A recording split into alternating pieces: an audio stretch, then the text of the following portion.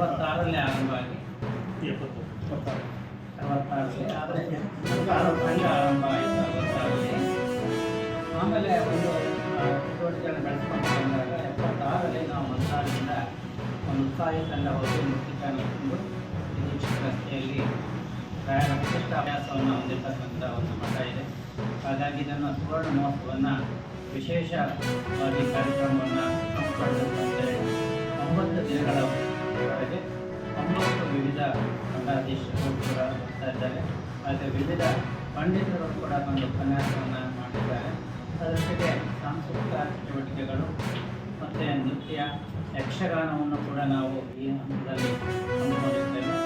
ಆ ಕ್ರಮದಲ್ಲಿ 1ನೇ ದಿನ 17ನೇ ತಾರೀಕು ಮಂಗಳವಾರ ಮತ್ತು 18ನೇ ತಾರೀಕು ಬುಧವಾರ ಸಂಜೆ 6ರಿಂದ 7 ಮಹೋತ್ಸವಕ್ಕೆ ಬ್ರಹ್ಮಣಾಚಾರ್ಯ ಇವರು ವಿಶೇಷವಾಗಿ ರಾಯರ ಬರೆದಿರ್ತಕ್ಕಂಥ ಪ್ರಾಸಂಕಲ್ಪ ಗದ್ಯದ ಬಗ್ಗೆ ಉಪನ್ಯಾಸವನ್ನು ಮಾಡಲಿದ್ದಾರೆ.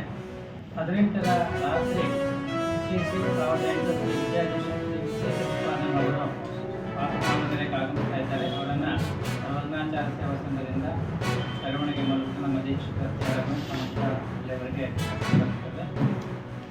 405ನೇ ದಿವಸ ಅದು 19ನೇ ತಾರೀಕು ಪಟ್ಟಾಭಿಷೇಕ ರಾಘವೇಂದ್ರ ಸ್ವಾಮಿ ಸನ್ಯಾಸವನ್ನು ಸ್ವೀಕಾರ ಮಾಡಿದ ಯಾರೇ ಇದರಲ್ಲಿದ್ದರೂ ಅವ್ರ ಮೇಲೆ ನಿರ್ದಾಕ್ಷಿಣ್ಯವಾಗಿ ಕ್ರಮವನ್ನು ತೆಗೆದುಕೊಳ್ತೀವಿ. ಅದನ್ನೇ ಹೇಳ್ತಾ ಇದ್ದೀನಲ್ಲ, ಯಾರೇ ಇದ್ದರೆ ಕೂಡ ಈಗಾಗಲೇ ಎಲ್ಲರ ಹೆಸರು ಕೂಡ FIR ಬಂದಿದೆ. ಯಾರಿದ್ರೂ ಕೂಡ ಅವ್ರ ಮೇಲೆ ಮುಲಾಜಿಂದ ನಿರ್ದಾಕ್ಷಿಣ್ಯವಾಗಿ ಕ್ರಮವನ್ನು ತೆಗೆದುಕೊಳ್ತೇವೆ. ಬೇಕಿದ್ರೆ ನೀವು FIR ಕಾಪಿನ ತಗೊಳ್ಬೋದು. ಈಗಾಗಲೇ ಅವ್ರಿಗೆಲ್ಲರ ಮೇಲೆ ನಿರ್ದಾಕ್ಷಿಣ್ಯವಾಗಿ ಕ್ರಮ ತೆಗೆದುಕೊಳ್ತೀವಿ.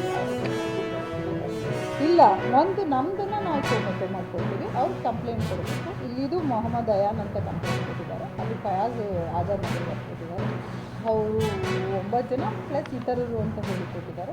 ಅವ್ರ ಮೇಲೆ ನಾವು ಶೀಘ್ರವಾಗಿ ಕ್ರಮ ಕೈಗೊಳ್ತೇವೆ. ಫಯಾನ್, ಅಲಿ ಅಕ್ಬರ್, ಶೇಖ್ ಪೈಲ್ವಾನ್, ಪಟೇಲ್ ಪೈಲ್ವಾನ್ ಅವ್ರ ಮೇಲೆ ನಾವು ಪರಿಶೀಲನೆ ಕ್ರಮ ಕೈಗೊಳ್ತೇವೆ. ಅದನ್ನೇ ಹೇಳಿದೆ. ಅದ್ರ ಸಂಬಂಧ ಕೂಡ ಈಗ ಸ್ಟೇಟ್ಮೆಂಟ್ ತಗೊಂಡು FIR ಮಾಡ್ತಾ ಇದ್ದಾರೆ. ಎಲ್ಲ FIR ಆಗುತ್ತೆ. 5 ಜನ ಅಂತ ಹೇಳಿದ್ದಾರೆ. 5 ಜನ. ಹಾಂ, ಹೌದು. ಹಾಂ, ಹೌದು ಹೌದು. ಇದ್ದಾರೆ ಅಲ್ಲಿ ಇದಾಗಿರೋದ್ರಿಂದ ಅವ್ರಿಗೆ ಇವಾಗ ಅಲ್ಲಿಗೆ ಕೂಡ ನಾನು ಹೋಗ್ತೀನಿ. ಫಸ್ಟ್ ಇಲ್ಲಿ ಏನಾಗಿದೆ ಏನೋ ತಿಳ್ಕೊಂಡು ಹೋಗಲಿಕ್ಕೆ ಬಂದು ಈಗ ಅಲ್ಲಿ ಕೂಡ ಹೋಗಿ ವಿಸಿಟ್ ಮಾಡ್ತೇನೆ. ಮ್ಯಾನ್ಯಲ್ ಆಗಿರೋದ್ರಿಂದ ಔಟ್ ಪೇಷಂಟ್ ಆಗಿ ಅಲ್ಲಿ ಟ್ರೀಟ್ಮೆಂಟ್ ಕೂಡ ಕೊಡ್ತೀವಿ. ಶರಣಾಗತಿ ಆ ಥರ ಶರಣಾಗತಿ ಇಲ್ಲ, ಏನೂ ಇಲ್ಲ. ನಾವು ಅರೆಸ್ಟೇ ಮಾಡ್ತೀವಿ.